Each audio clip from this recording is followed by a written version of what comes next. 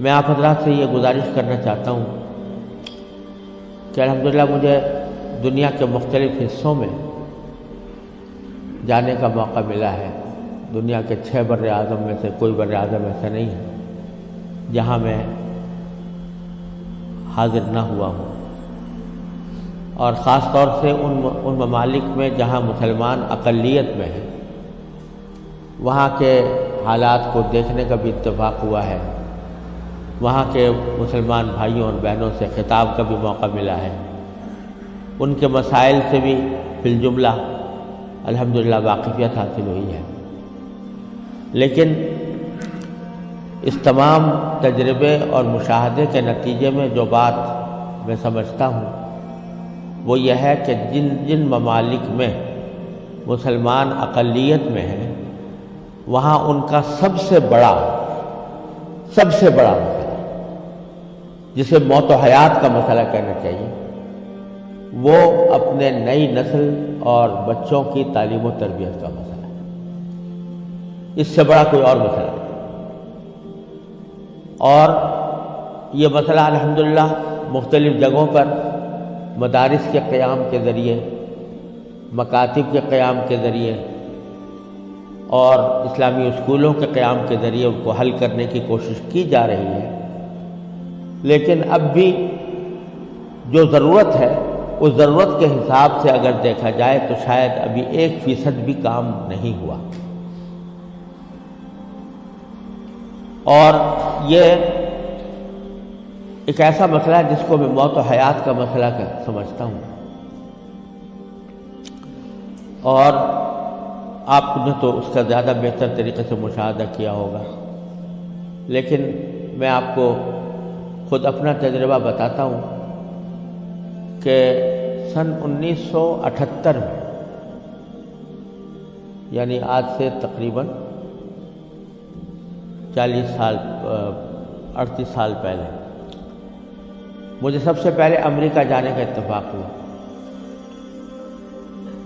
اس وقت سن 1978 میں سب سے پہلے میں امریکہ گیا تھا، اور ایک مسلمان تنظیم کی دعوت پر گیا تھا۔ مسلمان تنظیم کا اس وقت بہت سی مسلمان تنظیموں کا ایک وفاق تھا جس نے ہمیں دعوت دی تھی۔ تو جب میں اس تنظیم میں پہنچا اور اس کا سالانہ کنونشن تھا، اس میں حاضری ہوئی، تو سب سے پہلے تو میں یہ دیکھ کر حیران رہ گیا کہ جب شام کو دعوت کا اہتمام کیا گیا تو اس میں کہیں دور دور حاضرین کے اندر اسلام اور دین کا کوئی شائبہ نظر نہیں آتا۔ خواتین اور نوجوان لڑکیاں وہ مردوں کے ساتھ اور نیم برہنہ لباس میں بیٹھی ہوئی تھی، اور پھر اعلان یہ کیا گیا کہ اگر کسی کو حلال کو کھانا کھانا ہو تو مچھلی استعمال کریں، جس کا مطلب یہ تھا کہ کھانے میں حلال کا بھی کوئی فکر نہیں تھی۔ وہاں بیٹھنا مشکل ہو گیا، ہم لوگ کہیں الگ چلے گئے۔ اس کے بعد معلوم ہوا کہ ایک رقص و سرود کی زبردست محفل منعقد ہوئی۔ ایک بوٹنگ کا پروگرام تھا، اس بوٹنگ کے پروگرام میں سارا جو پروگرام تھا وہ رقص و سرود کی محفل میں گم ہو کر رہ گیا۔ یہ سارے نظارے دیکھنے کے بعد جب مسلمان تنظیم جس نے دعوت دی تھی اس کے سربراہ سے میں نے شکوہ کیا کہ بھائی آپ نے یہ مسلمان تنظیم ہے اور اس میں کہیں دور دور بھی کوئی شائبہ دین کا نظر نہیں آتا، تو آپ کیا کرتے ہیں، کس وجہ سے آپ نے یہ اجتماع منعقد کیا ہے؟ تو وہ لبنانی تھے وہ صاحب جن سے میں نے شکوہ کیا، تو اس کے جواب میں ان کی آنکھوں میں آنسو آنے لگے اور کہنے لگے مولانا آپ صحیح کہتے ہیں، لیکن یہ وہ قوم ہے کہ جس کے بارے میں بس ہم اتنا چاہتے ہیں کہ یہ کم از کم اپنے آپ کو مسلمان کہتی رہے۔ یہ اگر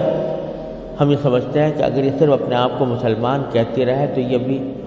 ہماری کامیابی ہے، ورنہ اس کو اسلام سے کوئی تعلق رہا نہیں۔ ان کے آباء و اجداد کھانے پینے کی تلاش میں،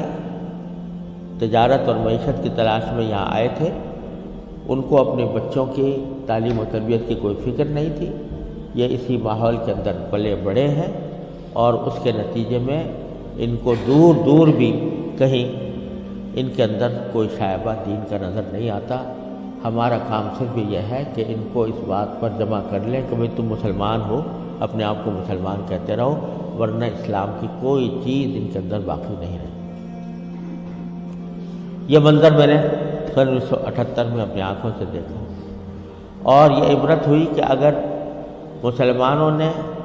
اپنے بچوں کو، اپنی نسلوں کو صحیح تعلیم و تربیت دینے کی طرف توجہ نہ دی تو اللہ بچائے یہ اس بات کی کا اندیشہ ہے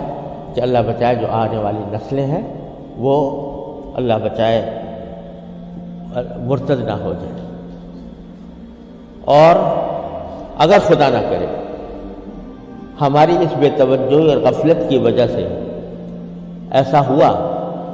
کہ ہماری نئی نسلیں گمراہ ہوئیں،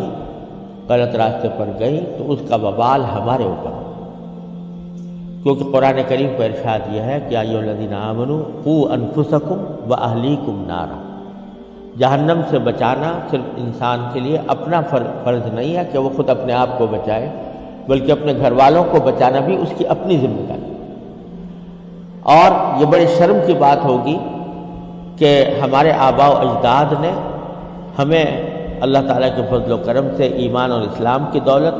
ورثے میں عطا فرمائی، اور ہم اپنی اولاد کو اللہ بچائے غلط راستے کے اوپر ڈالنے کے ذمہ دار بنے۔ اس سے زیادہ شرم کی، اس سے زیادہ نقصان کی کوئی اور بات نہیں ہو سکتی۔ لہذا یہ مسئلہ جس اہمیت کے ساتھ توجہ کا محتاج ہے، اللہ تعالیٰ کا بڑا فضل و کرم ہے، اب حالات میں تبدیلی آ رہی ہے، خاص طور سے انگلینڈ میں اور امریکہ میں بھی اب بہت مسلمانوں کو اس طرف توجہ ہوئی ہے، ادارے قائم ہو رہے ہیں،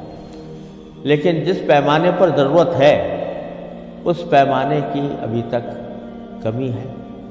اور اس کا واحد علاج یہی ہے کہ جس کے دل میں بھی یہ درد ہے وہ دامے، درمے، قدمے، سخنے، جس طرح بھی ہو سکے وہ ایسے ادارے قائم کرنے کی کوشش کرے، اور اداروں کے ساتھ تعاون کرے، اس میں اپنے بچوں کو بھیجنے کا اہتمام کرے۔ لوگ چندے کرتے ہیں، ٹھیک ہے، چندہ بھی مالی وسائل کو جمع کرنے کے لیے وہ بھی ایک اہم چیز ہے، لیکن زیادہ اہم چندہ یہ ہے کہ اپنی اولاد کو ایسے اداروں کے اندر بھیجنے کی کوشش کریں جہاں پر چاہے ان کو دنیا کے علوم کی بھی تعلیم دی جا رہی ہو، لیکن اسلامی ماحول میں دی جا رہی ہو، اسلامی تربیت کے ساتھ۔